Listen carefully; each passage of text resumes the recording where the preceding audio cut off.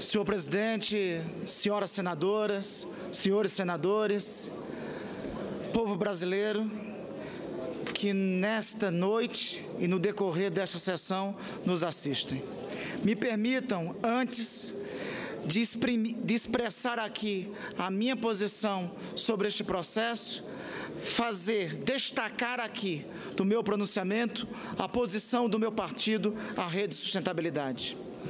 Em nota pública, a Rede recentemente manifestou o seguinte: PT e PMDB são irmãos siameses da crise, faces de uma mesma moeda.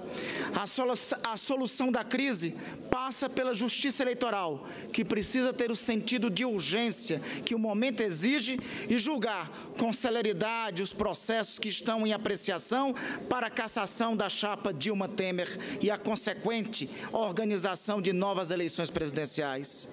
Existem fortes argumentos jurídicos pró e contra o impeachment que se expressaram nos debates de altíssimo nível feitos por renomados juristas, controvérsia que se refletiu nos debates internos de nosso partido. Como fruto destes debates e conforme a maioria dos membros de sua instância nacional dirigente, a Rede entende que existem elementos que justificam a admissibilidade do processo contra a Presidente da República. É importante ressaltar que a Rede tem como princípio primar pelo respeito à pluralidade das posições e opiniões e, nesse caso, não agirá de modo diferente.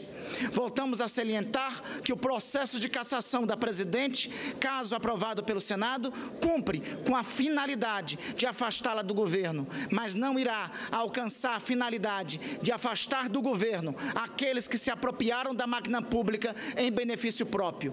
Por isso, a Lava Jato precisa receber todo o apoio. É para o seu arrefecimento que a maioria da oposição e do governo convergem.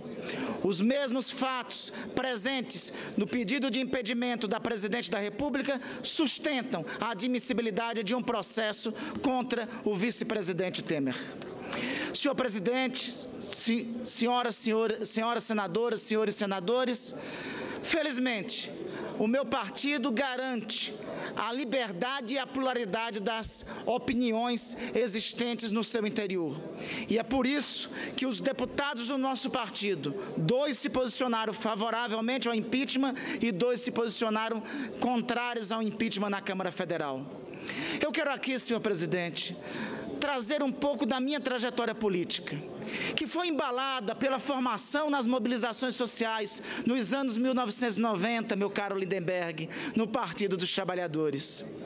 É em nome desta formação política que aprendi cedo que a corrupção, venha de onde vier, é um crime contra os mais pobres e que degenera os valores morais da sociedade. A minha ruptura e a de centenas de militantes políticos com o PT, a partir de 2003 e 2005, também foi para ser fiel a essas convicções, ensinadas pela luta política. O atual governo e os 13 anos do governo petista estão sendo vítimas no dia de hoje dos algozes que ao longo do tempo acalentaram como aliados. Essa experiência de governo, que poderia ter se destacado no tempo com a ruptura com as velhas oligarquias políticas e com o modelo de concentração de renda em nosso país, lamentavelmente se transformou em uma conversão e concessão de partilha do poder com essa mesma elite, essa mesma carcomida elite política. Rompi com o PT, especialmente pelas alianças e conversões que cometeu. Não aceito que me falem aqui de oposição. No primeiro dia do meu mandato, neste Senado, enfrentei o senador José Sarney, que era o candidato de um consenso total à presidência desta casa. Quando o enfrentei, tive 8 votos. Celebrei os 8, porque naquele momento era para apresentar uma resistência à paz de cemitério que aqui se celebrava. Não sou cúmplice de nenhuma das medidas recessivas que foram encaminhadas para este parlamento pelo então ministro Joaquim Levy. As escolhas estratégicas destes anos, feitos pelo governo, foram todas para priorizar a aliança fisiológica atrasada com os setores carcomidos e corruptos da elite política brasileira e com o próprio PMDB, que hoje está afastando este governo do poder. Em nome dessa aliança e de outros setores atrasados, sacrificaram a permanência nesse parlamento de um dos melhores quadros da esquerda brasileira e um dos melhores quadros da política brasileira, que foi Heloísa Helena. Sacrificaram em nome dessa aliança, sacrificaram em nome desses acordos.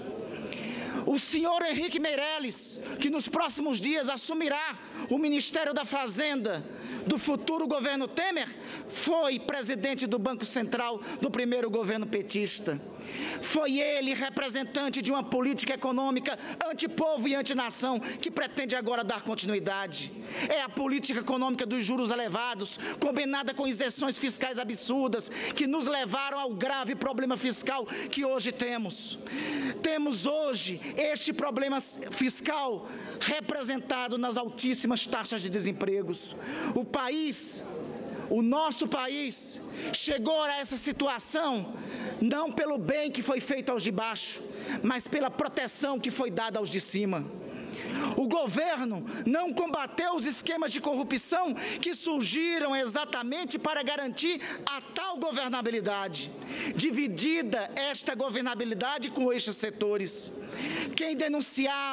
Quem da esquerda denunciava essa vanguarda do atraso, era logo taxado e atacado.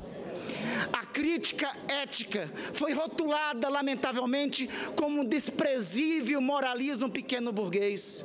E a corrupção passou a ser tolerada se ela viesse dos setores que estavam no governo. Ora, por tudo isso, no Brasil de hoje, a tarefa número 1 é recusar e combater a corrupção, venha de onde vier.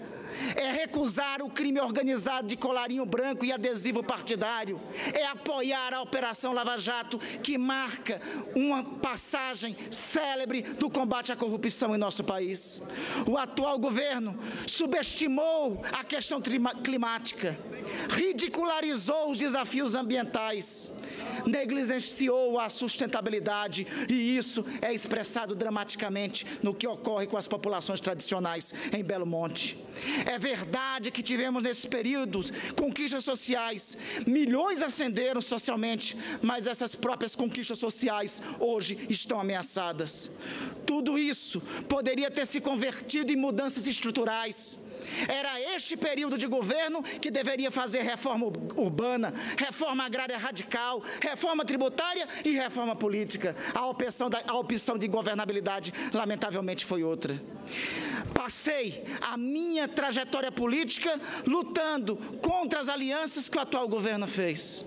Não seria coerente, através do meu voto, chancelar a ascensão ao poder desses setores, dessa aliança que eu sempre combati.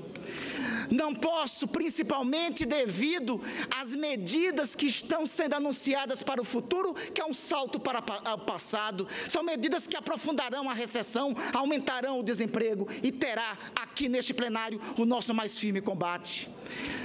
Além do mais, é importante destacar, o impeachment em nosso ordenamento jurídico constitucional não é um processo de caráter exclusivamente político. Ao contrário dos países que adotam a forma de governo parlamentarista, nossa Constituição não estabelece mecanismos de controles políticos primários entre o chefe do Poder Executivo e o Poder Legislativo. O presidente da República não tem o poder de determinar a dissolução do Congresso Nacional, da mesma forma que não pode ser desligado de sua função por uma mera avaliação política. Me permita aqui abrir aspas para trazer a contribuição de um eminente jurista destacado no combate à corrupção nesse país. Diz esse jurista: sinto mal-estar com esse fundamento. A alegação é fraca e causa desconforto. Descumprimento de regra orçamentária é regra de todos os governos da nação. Não é por outro motivo que os estados estão quebrados. Há um problema sério de proporcionalidade. Não estou dizendo que ela não descumpriu as regras orçamentárias. O que estou querendo dizer é que a desproporcionalidade desproporcional tirar uma presidente sobre esse fundamento num país como o nosso. Vão aparecer dúvidas sobre a justeza dessa discussão, mais do que isso, essa dúvida se transformará em ódio entre parcelas da população. Quanto à justeza e ao acerto político dessa medida, tenho dúvidas sinceras. Isso não foi dito por nenhum jurista ligado ao atual governo ou ligado à esquerda. Essas palavras é de uma referência desse país no combate à corrupção, que é o ministro Joaquim Barbosa. Minhas senhoras, meus senhores senadores, estamos aqui diante de uma grave incoerência. E aqui quero apresentá-la.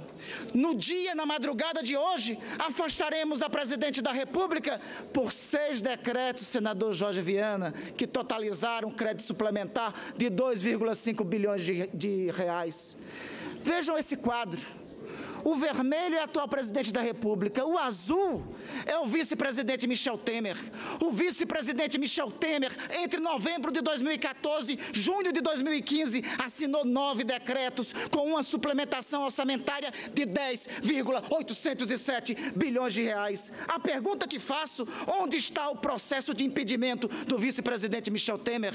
Por que ele não tramita na Câmara dos Deputados? Por que não é debatido nessa casa? Afinal de contas, são duas as razões aqui levadas para impeachment a presidente da República. A primeira, os decretos suplementares. A segunda, as chamadas pedaladas fiscais. Quanto à primeira, se é crime e se na noite de hoje o Congresso Nacional decidir por crime, tem mais razões para afastar o vice-presidente do que a presidente. Não me digam que o vice-presidente da República agiu delegadamente, pois isso não cabe ao vice-presidente da República. Vejam, chama o artigo 52 da Constituição da República, que diz que compete privativamente ao Senado Federal processar e julgar o presidente e o vice-presidente da República. Não diz a Constituição da República que pode um e não pode o outro. Diz a Constituição da República que pode a ambos.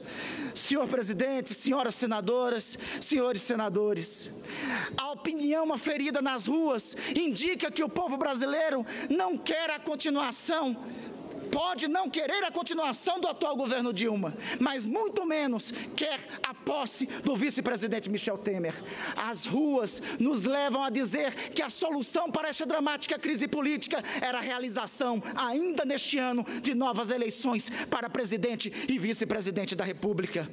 Esta era a melhor alternativa e é por isso que conclamo o Tribunal Superior Eleitoral para dar celeridade ao julgamento do mandato, da impugnação de mandato eletivo de número 761, que, obviamente, respeitando o devido processo legal, já está mais do que provado nas colaborações premiadas da Andrade Gutierrez, da Aldebrecht e do próprio senador Delcídio Amaral, que houve captação ilícita de sufrágio. Então, por que retardar esse processo que tramita no Tribunal Superior Eleitoral?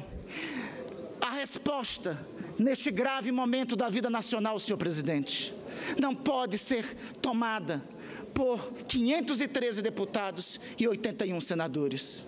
Só a soberania do voto popular só a soberania e a sabedoria do voto popular poderá, neste momento, devolvido o poder ao povo, dar a resposta a esta crise política. Não será nesta noite madrugada ou no amanhecer de amanhã, com o meu voto, que eu chancelarei a continuação desta crise e chancelarei também o retorno de velhas e corruptas e carcomidas elites políticas ao poder da República.